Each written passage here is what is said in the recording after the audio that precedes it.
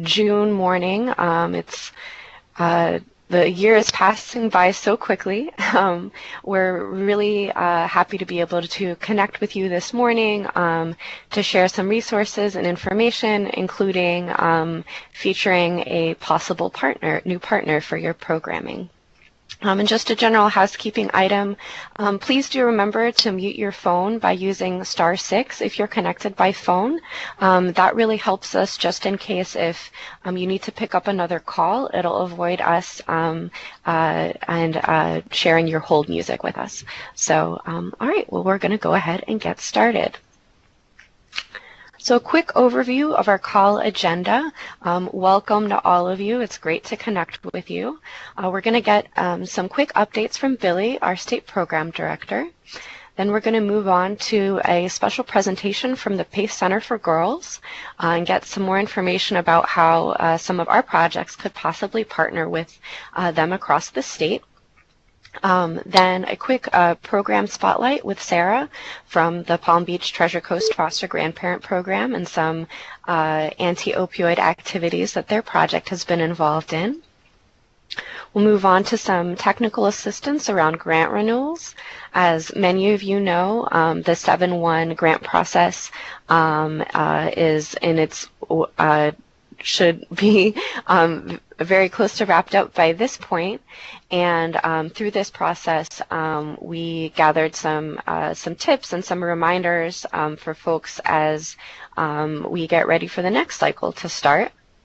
Finally, a new section that we'll try to include in our calls called Did You Know? We'll just share some other additional information that could be of interest, and then finally some resources for everyone.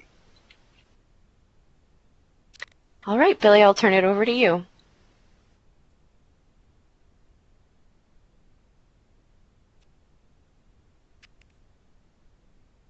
Billy, I think that you're still on mute.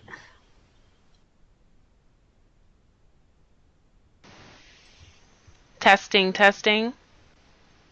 We can hear you now. Perfect. Good morning, everyone. Very excited to be addressing our Liquid Gold, our Senior Corps Program grantees. Just a few updates I wanted to share with you all this morning. Some you may know, some you may not. The first one is major. There was a listening session hosted by our leadership yesterday in New Orleans. Hopefully you all had an opportunity to listen to that listening session regarding our transformation and sustainability plan. In addition to that, I know there was a call specifically targeted towards our Senior Corps grantees just a few weeks ago, as well as the public information on our site. But I know with the great work that you all are doing, time may have gotten away from you and you have not had an opportunity to come up to date with some of the major changes happening with our agency. So I just wanted to make sure that we share that information with you on this call this morning. As many of you know, national service helps millions of Americans succeed in school, prepare for 21st century jobs, live with independence and dignity, increase self-sufficiency, rebuild their lives after addiction, homelessness, job loss, or even natural disasters. I know of Florida in particular, that's something that's very close to home for us. So as an agency, we're working to advance multiple priorities of the administration to promote economic mobility, develop workforce skills, revitalize cities, combat the opioid crisis, prevent elder abuse, support veterans and military families, and of course, grow the economy. So supporting this large and decentralized system of national service requires what we feel a strong, high-performing agency.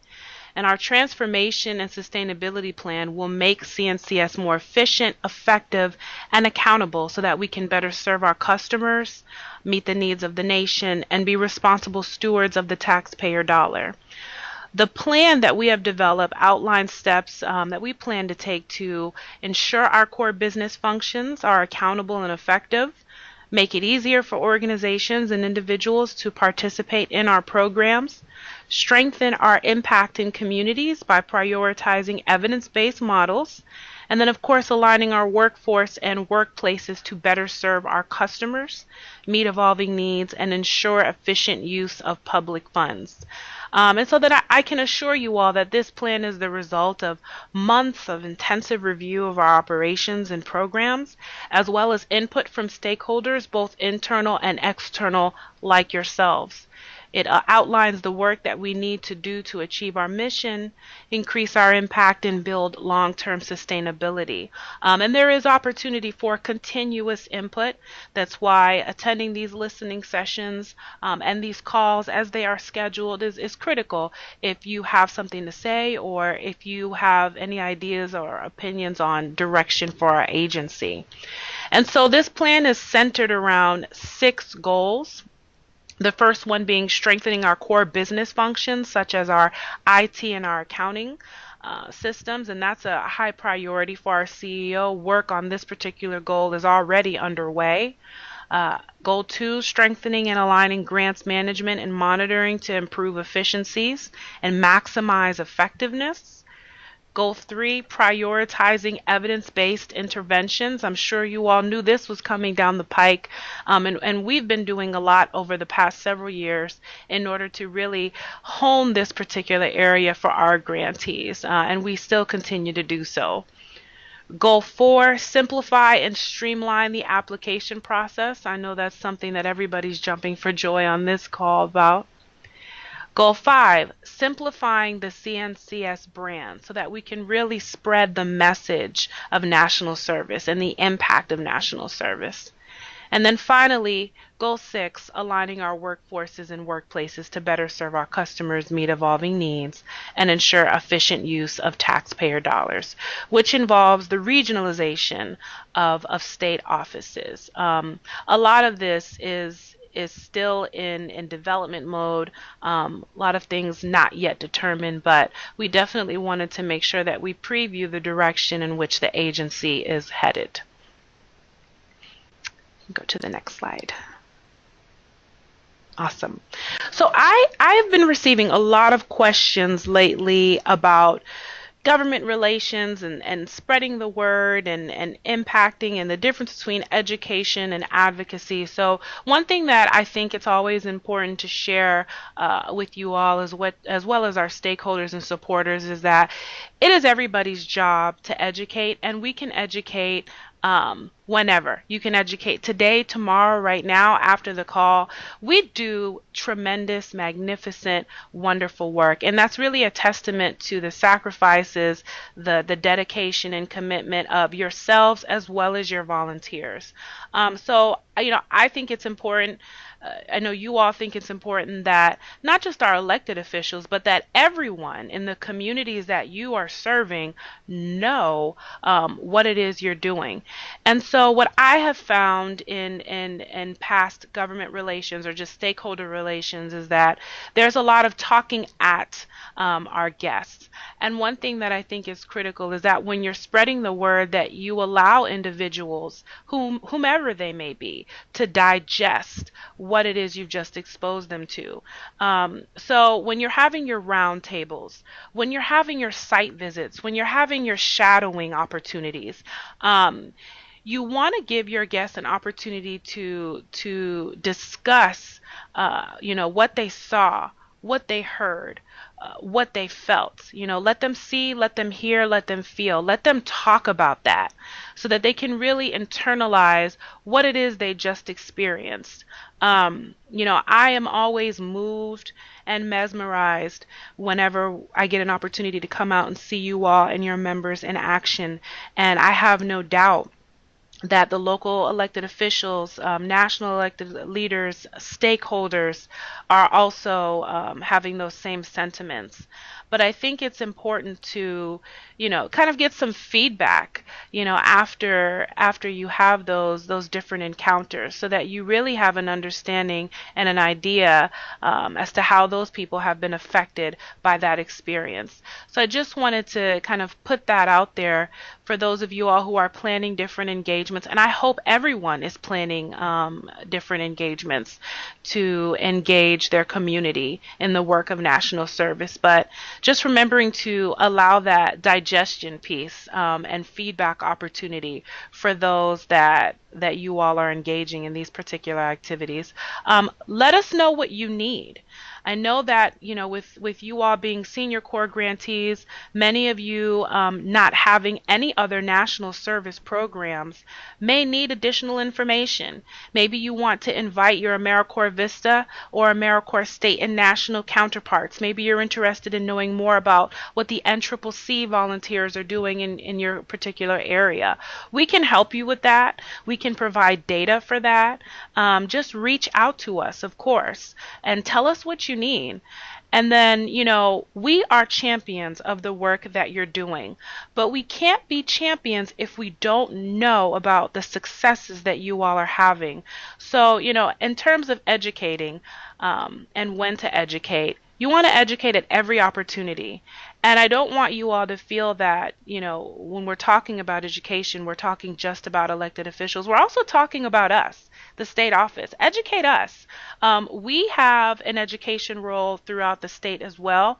And many times, I'm sure many of you, especially after Hurricane Irma and Hurricane Maria, were contacted to provide us with feedback about the great work that you're doing in your community in response to these disasters.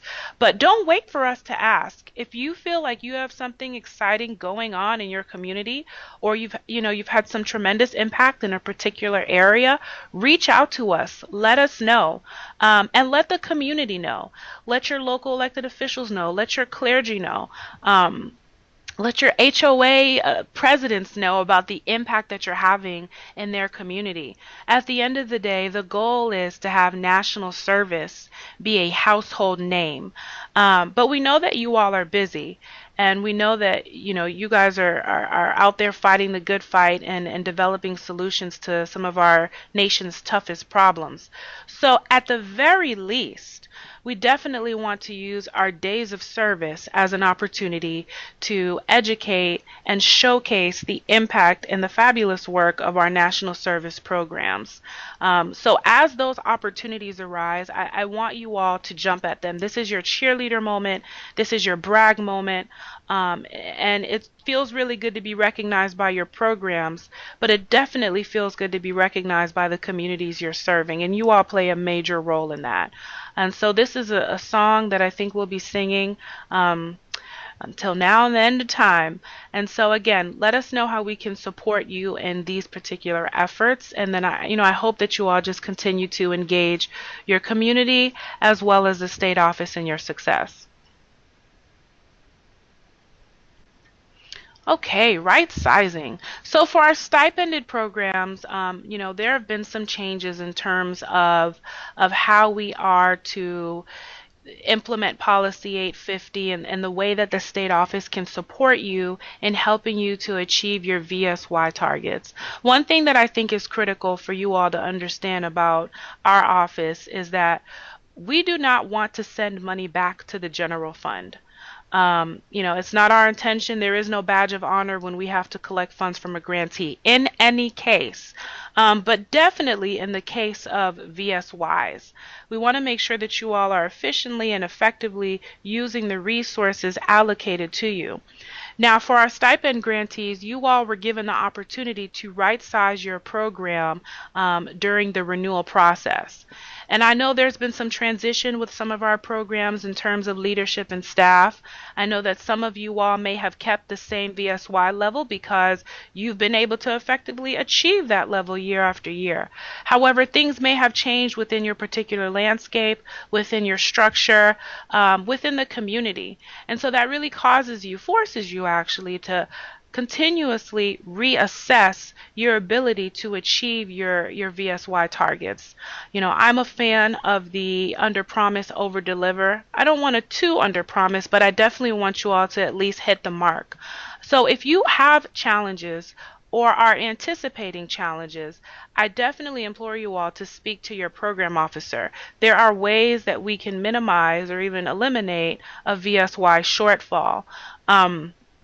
But that definitely requires you all to be monitoring your VSY usage and utilization on a monthly basis so that you can anticipate some of these shortfalls.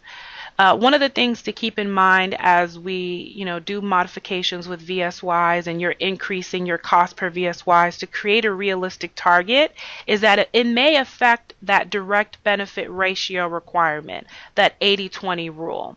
So as you're thinking about right sizing your program or increasing your cost per VSY, you'll definitely want to make sure that you look at how that will affect your direct benefit ratio and where those funds may come from. So that's something that we just wanted to put out there as you all continue and move forward with your program or as you monitor your VSY utilization. Again, it is not our goal to have VSYs go back to the general fund. So this is something we will work on together, but we definitely need you all to be vigilant about those resources and reach out to us as needed. And that's what I have. Thank you so much, Billy. No problem. All right, well, we're going to transition to to a special guest speaker, Matt McKibben, with the PACE Center for Girls. And so we're sharing this with everyone, but it's particularly of interest for foster grandparent programs and RSVP programs operating in these 20 counties where PACE has its centers. So let me go ahead. I am going to unmute the audience quickly so Matt can speak. Okay, all right. Good morning, everyone. Hopefully you can hear me. Yes, I can hear you. Excellent. Well, let me just say thank you very much for giving me this time this morning.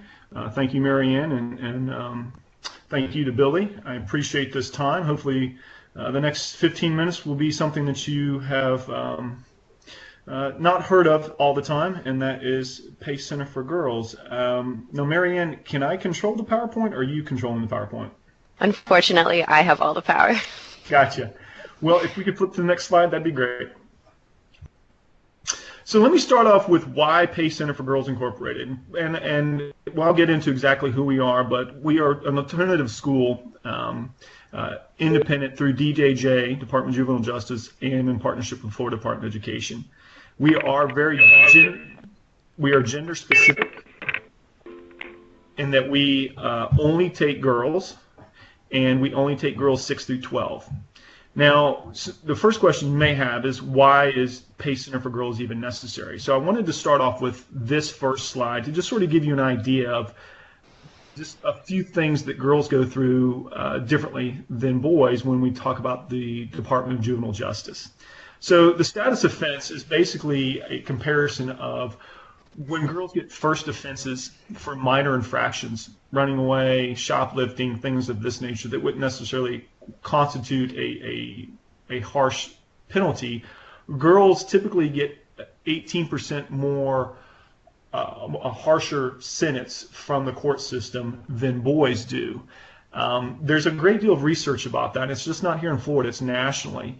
And it really sort of stems from protective factors that are inherently within the judicial system that judges and those that are in power think that they're helping the girls by providing them protection and sentencing a little bit harsher terms. But we have found that that's really not the great avenue to go. But so just know that when a boy and a girl do have an infraction, the girl's most likely going to get a harsher sentence. It could be longer sentence, could be more probation, things of that nature over a boy.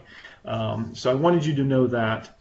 The other thing when girls are involved in the DJJ system, Department of Juvenile Justice, or a criminal offense, 82% of those girls know they're victims, meaning it is typically a reaction when you look at the data that a girl is having towards an offense to her. That may be a domestic violence piece, but when you dig into that domestic violence for what the girl had done or the offense that she had to her family, there may actually have been some more underlying things that caused her to get to that point. It was reactionary to several incidences imposed towards her before she reacted. Whereas boys many times don't know their victims. They're less likely to know their victims, so they're going to offend the first time within stepping in to that moment, so to speak. Whereas girls, it may bottle up a little bit. The other thing I want to bring to your attention is that girls have 45% versus 24% more ACEs, and that's adult childhood experiences, or adverse childhood experiences study. And that study really dealt with what sort of adverse effects in your life as a child impact the rest of your life. These could be divorces, this could be separation, death of a family member, early onset of pregnancy. These are all part of what goes into ACEs studies. And the more ACEs, or adverse childhood experiences, you have, the more likely you are to offend or create do a crime, if you will, or a violation of some sort. And so when you look at the data, girls typically have a lot more ACEs before they commit the crime. And when they do, when you compare to the girls in the juvenile justice system versus the boys, the girls have more of an ACEs issue than the boys. The other piece I want to bring to your attention too is that girls typically have more mental health diagnoses in the DJJ system versus boys. That could be for various reasons. Again, that ACEs study that I referred to previously, that also is one of those indicators too. So that's another reason why they are disproportionate sometimes to boys. So I just wanted you to understand why PACE is relevant. It's relevant because girls typically get a harsher treatment in the DJJ system. They typically have experienced more trauma from victims that they personally know, and then they react to those victims or perpetrate against those people. They have more adverse childhood experiences than boys, and they also typically have more mental health diagnoses.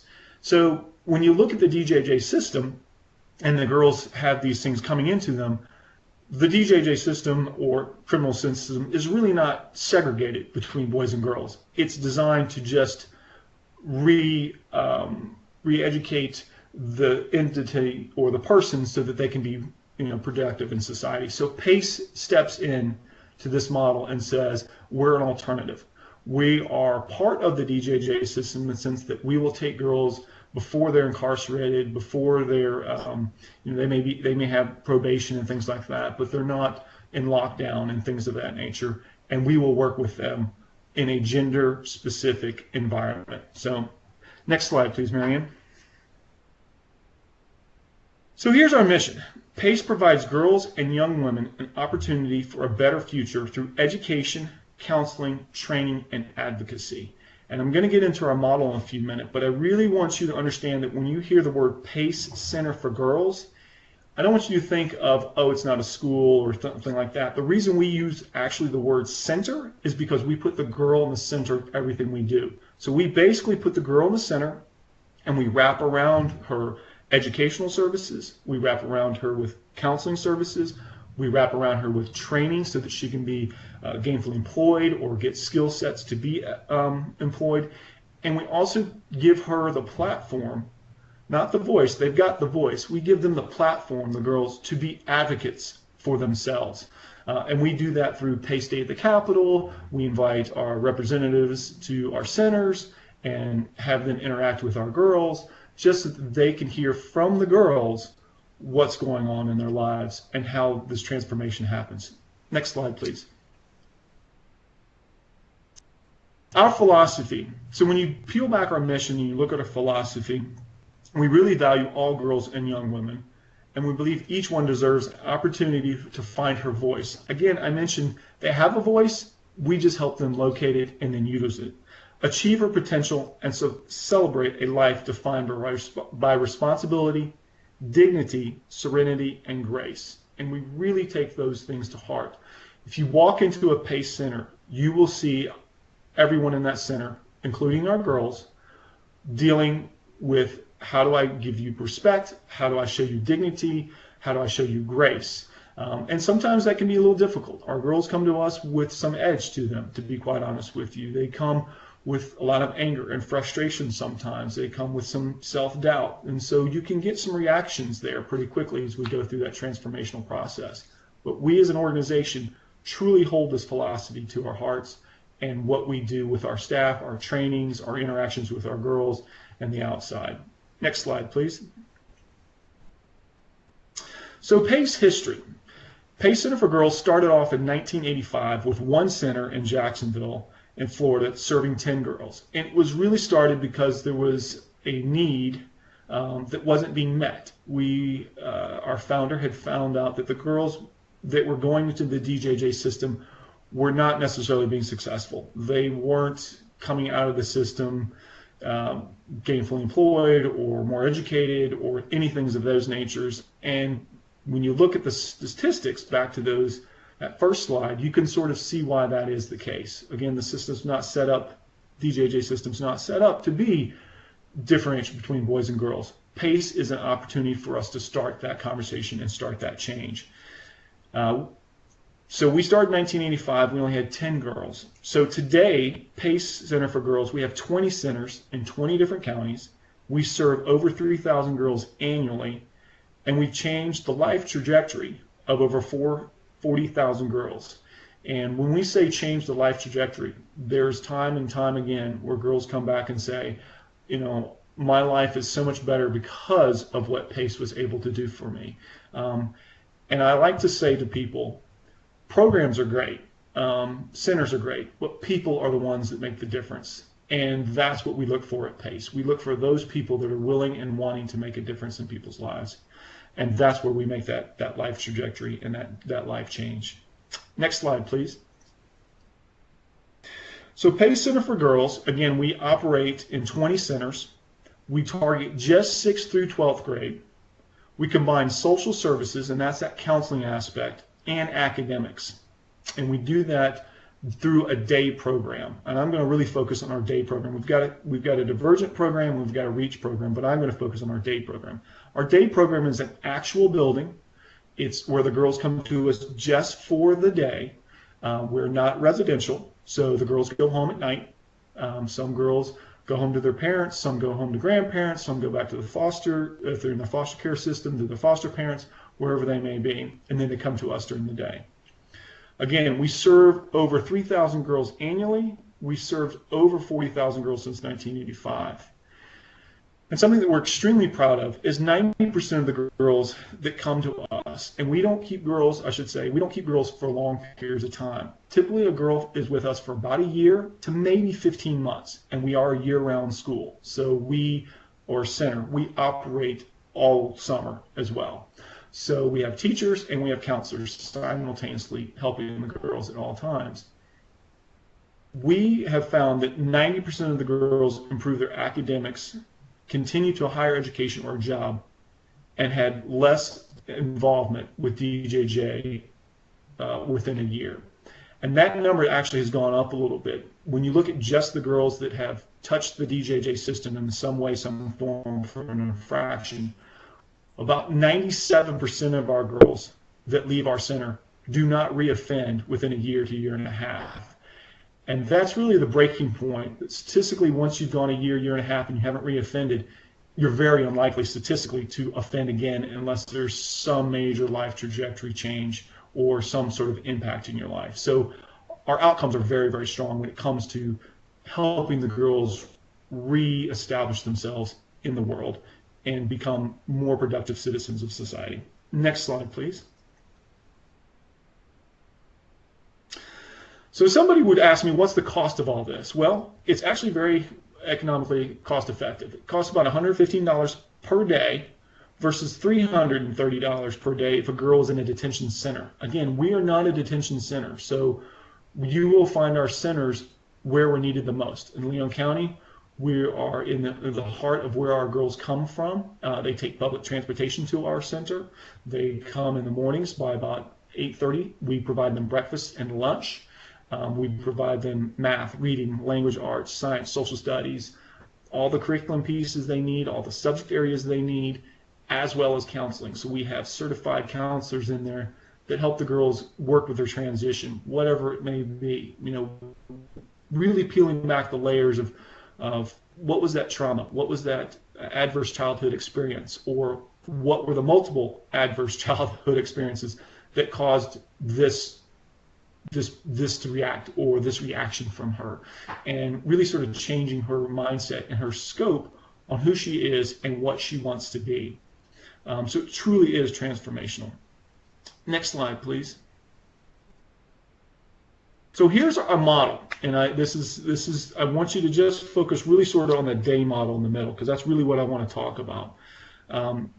We are, for the outside looking in, many people would say, oh, you're a school. We are much more than just a school. That's why we say, we are center. We're an area where we put the girl in the center and we provide services around her. Yes, we provide academic services to her. Yes, we provide counseling services to her. We also work with the child welfare system to make sure that she gets the needs she needs there.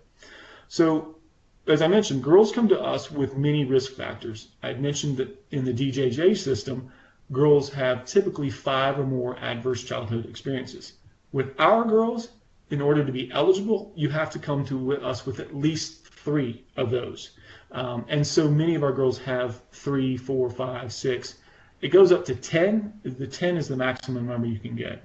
The research also, I should say, in the adverse childhood experiences, the more incidences you had, or the higher rate you went up on the ACEs study, the worse your health was, the shorter your lifespan was, the more likely you were to be in poverty, the more likely you were to be incarcerated. I mean, the data just compounds itself. The more ACEs you have, it gets much more bleak, so to speak, for the person's trajectory in life.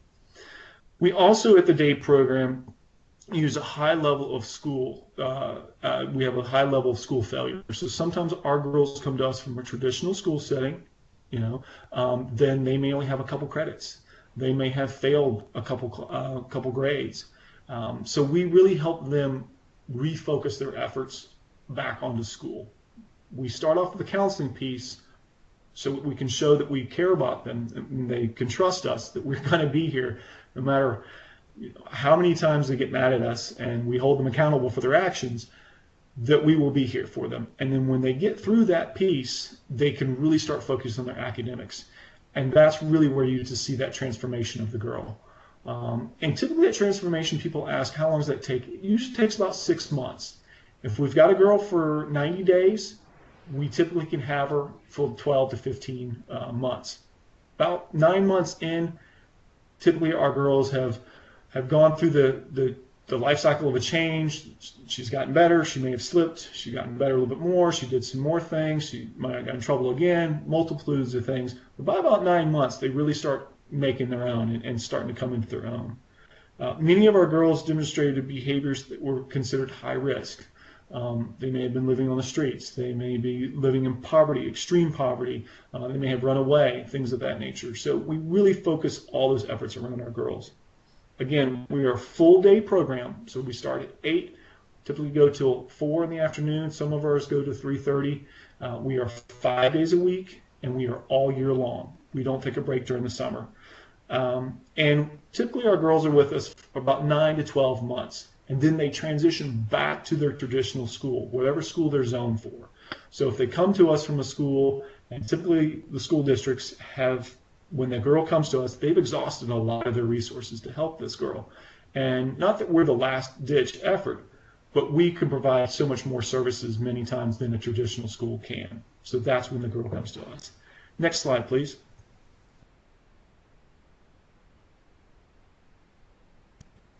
And so I want you to know that PACE is in Florida only at this time. We are nationally recognized. We are recognized to be a national model at the federal level. We have been known and proven to reduce recidivism, and that's basically reoffending. We've improved school success. We've improved the girls' employment and self-sufficiency amongst girls. And it wasn't just through our study. This is through the Annie E. Casey Foundation. The Children's Defense Fund has done that. And then we've recently are concluding up a 5-year study with NDRC. And that study should get us into the What Works Clearinghouse out of out of the federal level as a research-proven based effective program. And so we're very excited about that. In the preliminary report that was released a year ago, the final version should be coming out sometime this year. So I want you to know that we have had some research behind us as well. Next slide, please, Miriam. So what are some volunteer opportunities? Because I know that's who I'm talking to. I'm talking to the Senior Corps. And so what can you do to help support PACE if they decide that this is something you really want to do? We're constantly looking for mentors, one-on-one relationships with girls.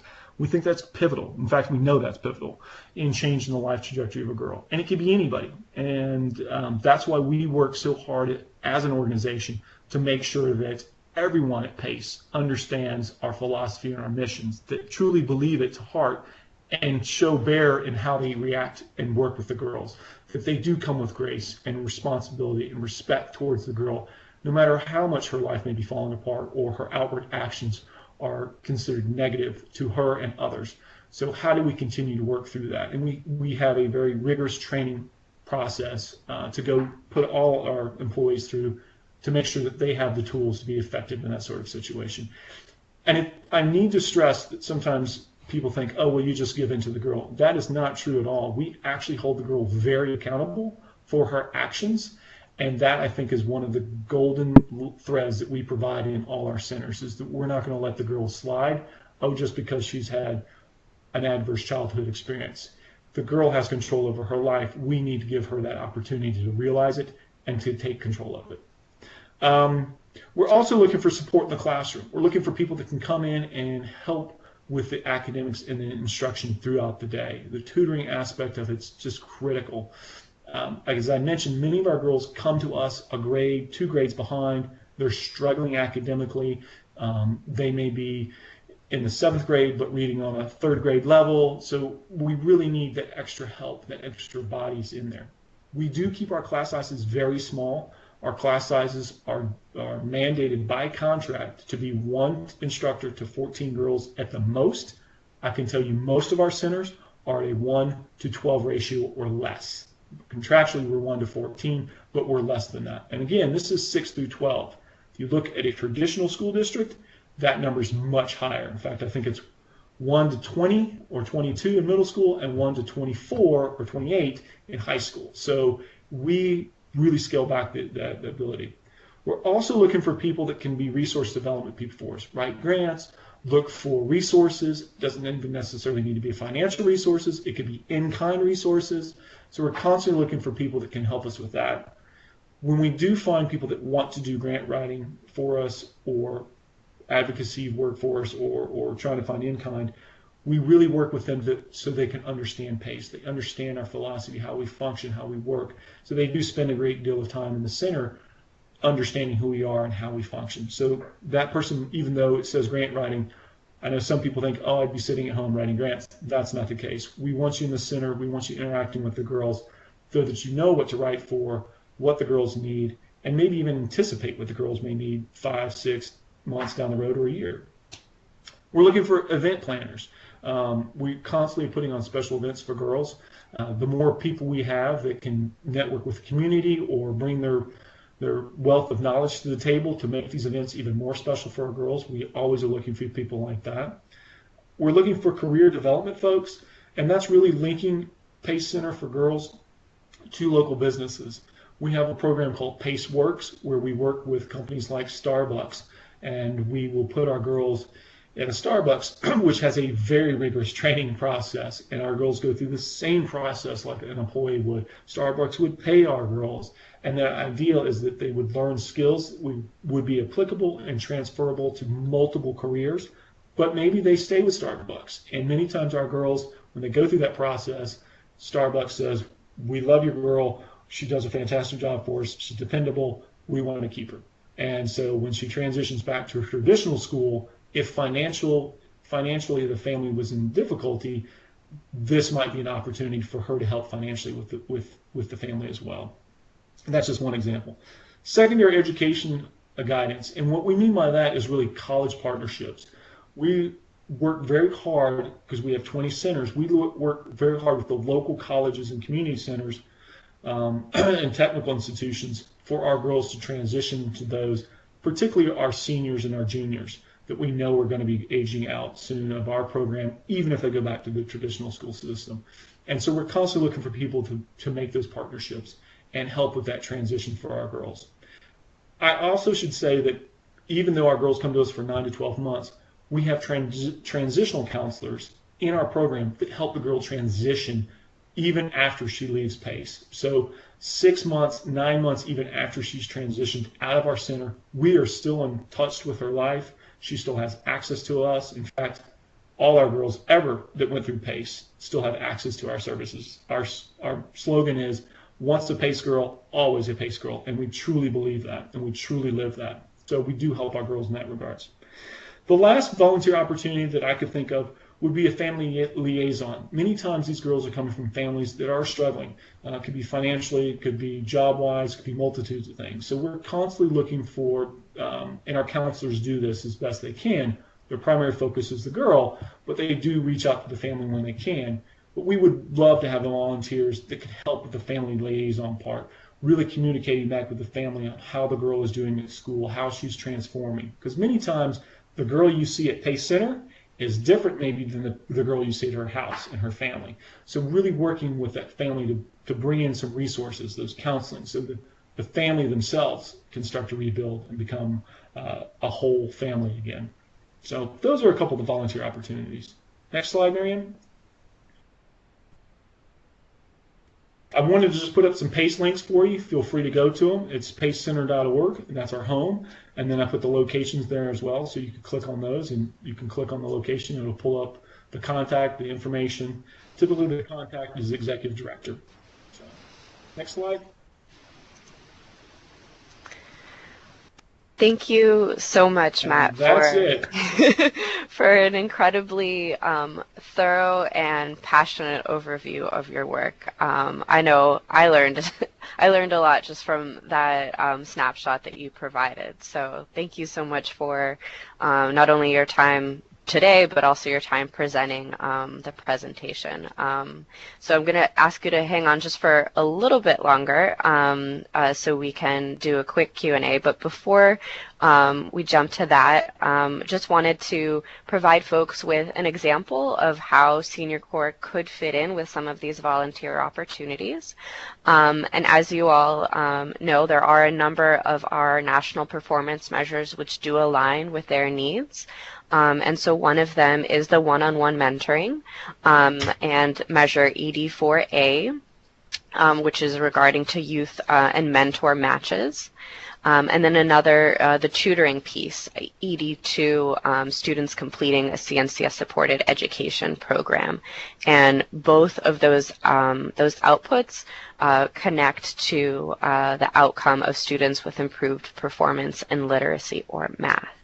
So just putting that out there as an example, if you're already thinking about a possible partnership, how to get your work plan started. And so I just wanted to provide folks with a quick opportunity to ask Matt any questions if they have them. So let me see if I can, okay, folks should, if you're speaking and I don't seem to acknowledge you, feel free to also type in the chat. I know Dawn asked a question. I'm going to go back to this slide right here. And Dawn, please feel free to clarify if I don't capture it properly. But Dawn asked, what are examples of the risk factors? So this question came up when we were on this slide. So I didn't know if you could speak a little bit more to that, Matt. Absolutely. The risk factors that we primarily look at goes back to that ACEs study, that adverse childhood experiences. So if there was a divorce in the family per se, or they had both parents pass away, or they had been involved with the foster care system, or the girl maybe had gotten pregnant as a teen. These are just some of the examples of those risk factors that would have impacted that. And those are what we take into consideration. We look for those when we do an intake with a girl. And I should say that PACE is a two-way street, meaning the Department of Juvenile Justice doesn't court order a girl to come to us. the Department of Juvenile Justice can say, we really recommend you look at this program as an option for you yourself, but the girl has to decide to come to us, and we have to accept her. So it's a two-way street in that regard. It's truly a partnership. So hopefully that answered your question, Dawn. Thank you, Matt. Any other questions, either over the phone or in the chat box? All right, hearing none at this time. I think, Billy, did you want to wrap up anything for this section?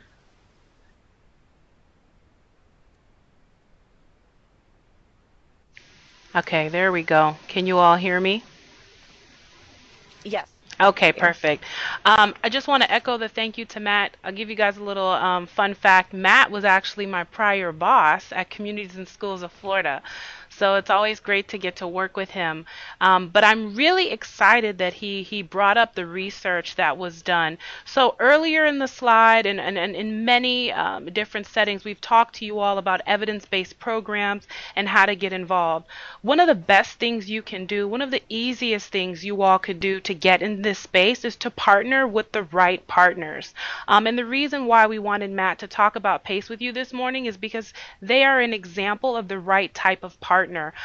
Matt spewed a ton of data that I'm sure you all could use when you're developing your need statements and your service activities and whatnot.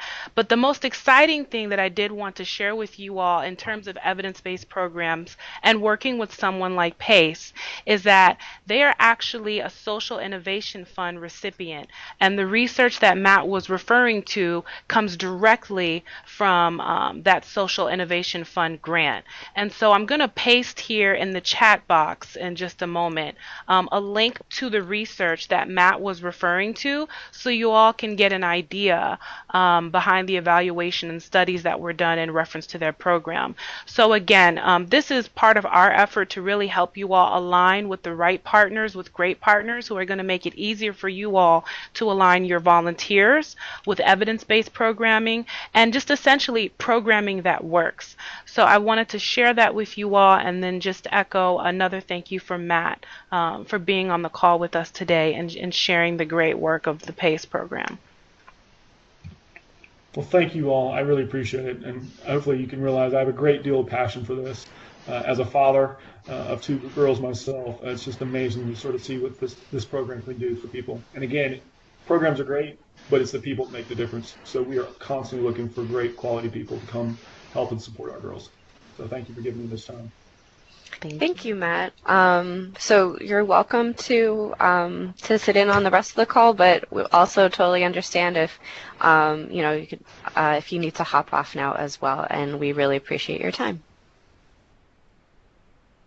Thank you. Y'all have a great day. I've got to hop off, unfortunately, but thank you very much. All right. Thanks. Bye-bye. All right. Bye-bye. All right. We'll transition now to a program spotlight. Let me see. I don't know if Sarah is on the call.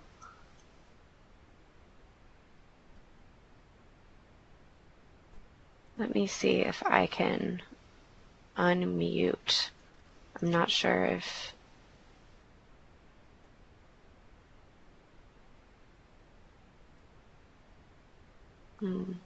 Okay. I'm sorry. I'm not sure if Sarah's on, and I'm unable to unmute her line, but I'm going to do my best to represent the great work that that her program did.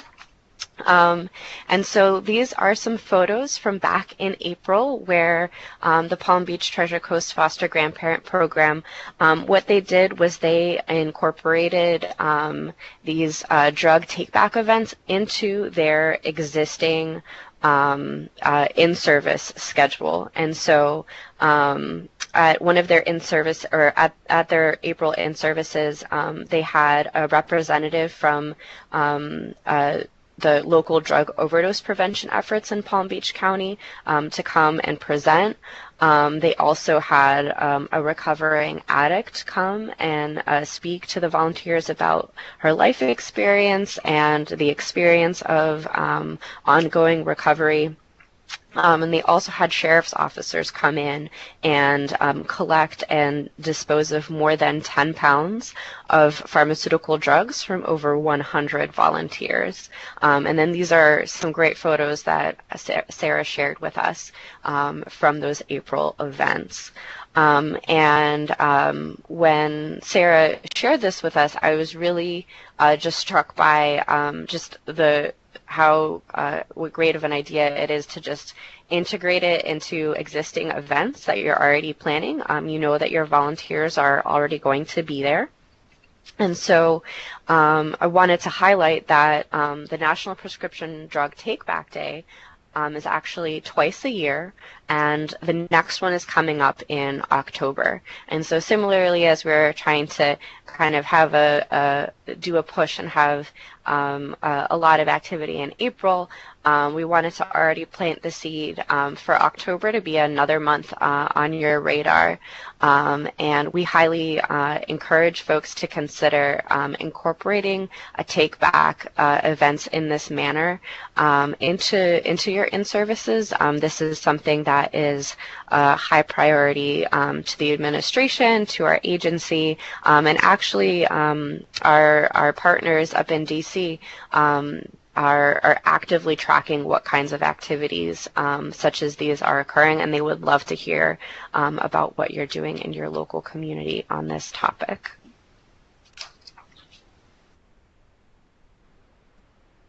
Oh, and Billy just wrote in saying, let's make Florida #1. All right, switching gears a little bit, I'm going to go into some grant renewal best practices. And these are some of our thoughts that we had after we concluded the FY18 review process. And so the first thing would be to make sure that you review all application-related materials carefully. So that includes especially the invitation to apply, which has the criteria, the grant application instructions, which also includes what additional documents you need to submit, and the National Performance Measure instructions, which has the specific definitions of what it is that you must be doing in order to be able to use that measure.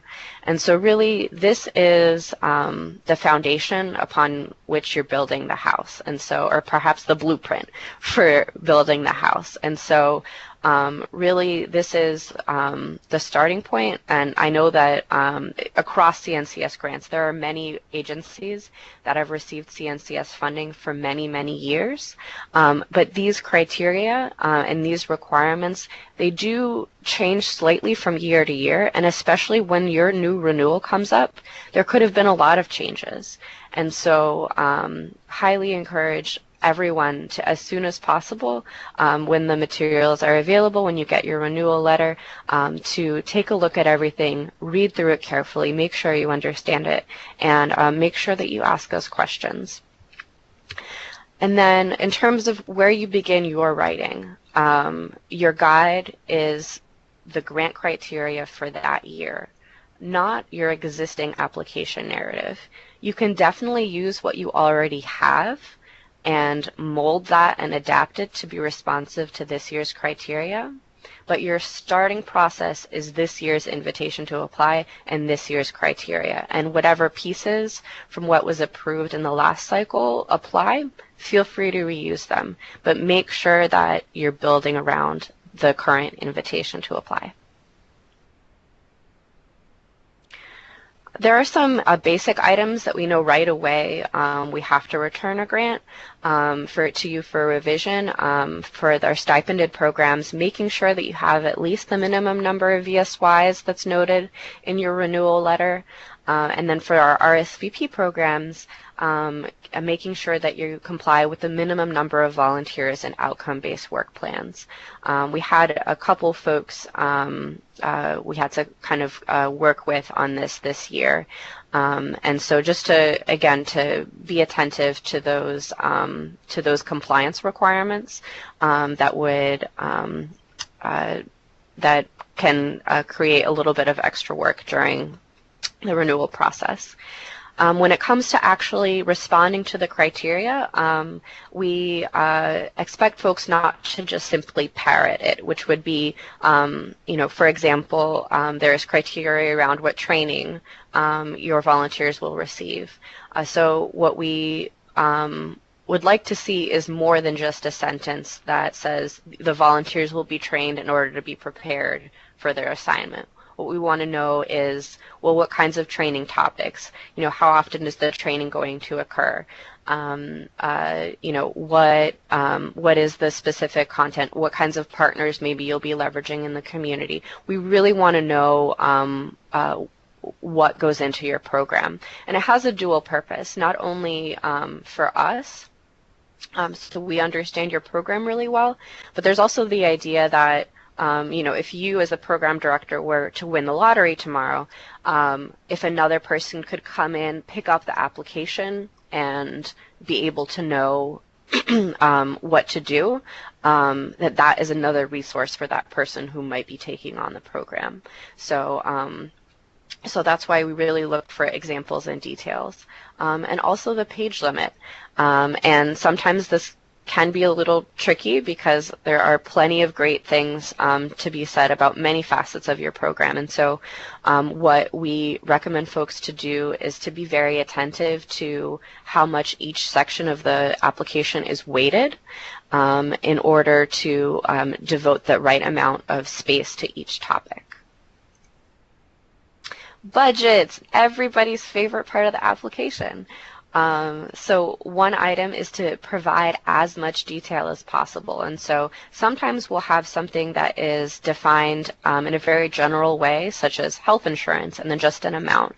And so what we need is as much detail as possible. So for example, having one full-time program director and then spelling out how exactly we got up to $6,000. The same thing could be true for supplies, or if someone just says training, $1,000, I would return that and say, tell me about what this $1,000 for training is going for. So as much detail as possible when you're submitting your grant is very helpful, just so we are able to understand what the proposed costs are. And just some reminders around instructions, regulations, and the uniform guidance, making sure that you meet the match requirement for our stipended programs, the direct benefit ratio. One approach when you're working with the DBR and making changes to your budgets is to count meals provided by stations as match. There's information about how to do that in the Senior Corps handbook for your program. And also making sure that you're entering your costs in the proper categories. And for instance, criminal history checks are not a volunteer support cost, and they belong in line I above the line. And then another item would be to make sure that you indicate your source of funds. That's also information that we need. And finally, everyone is really strongly encouraged to submit digital copies of their additional documents. We will accept hard copies via the mail, but what we do with them is we scan them and we save them to our server. And so it's really beneficial to have things submitted electronically. And if there's something sensitive, your program officer can send you a secure transfer link where you can upload something securely and not through regular email. I will do a quick 15-second promotion for our AmeriCorps National Civilian Community Corps. This is a national service program that is team-based and engages 18 to 24-year-olds in high-impact service opportunities. And the reason why we're highlighting this is that actually all agencies, including Senior Corps grantees, can apply to have an AmeriCorps NCCC come serve with them for 6 to 8 weeks on a specific project. The agency hosting them needs to provide a place for folks to cook, eat, and shower. And the next concept paper deadline for our region is July 5th. And part of our follow-up email message to this presentation will be some information about how to learn more about NCCC and how to apply. So I do see that it is 11:30, and so I want to be very respectful of folks' time. So I'm not sure if Cheryl is able to unmute herself, but she sent me a quick note about the July convening. And so as folks may or may not know, us as program officers and Billy as the director, we actually won't be there. And so there, in order to have the capacity for as many senior corps grantees to participate as possible, CNCS state office staff won't be participating. But we're really excited that a number of you will be participating. And so I don't know, Cheryl, are you on the call or able to talk? Okay, all right. Sorry for the audio difficulties. So Cheryl did mention that, oh, okay, I think Billy said that she just unmuted her. Cheryl, are you there?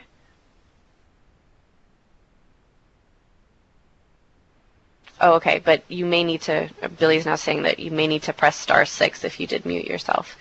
So sorry for the audio difficulties. And so what Cheryl did share is that the Florida group does not have an official location for a meeting during the convention, but that there may be something, a more makeshift meeting. And so Cheryl will be reaching out to people via phone or text to provide more information, and that also the Florida grantees do want to get together for meals and build Florida Fellowship as well.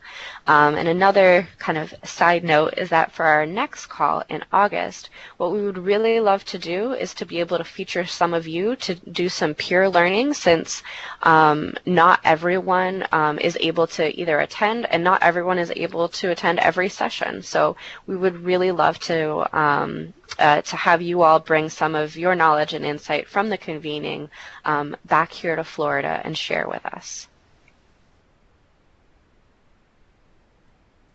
A quick slide of resources that so this slide deck will be shared, so you'll be able to click on these links, the sustainability plan, another link to PACE's website, managing senior corps grants, our favorite headquarters for resources, and also a link about NCCC. So recognizing that we are a couple minutes over, I know that many folks may need to hop off, but I did want to open it up for questions, either via the chat box or via the phone. If you did mute yourself using *6, you'll have to unmute yourself by pressing *6 once more.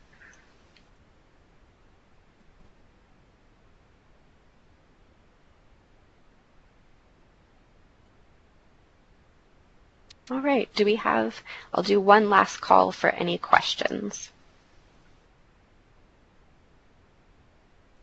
Well, thank you all so much for making the time to participate with us today.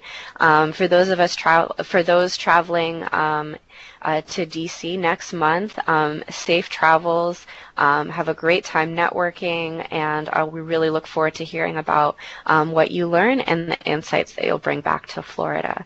Wishing you all a great Thursday and a great rest of your week and weekend.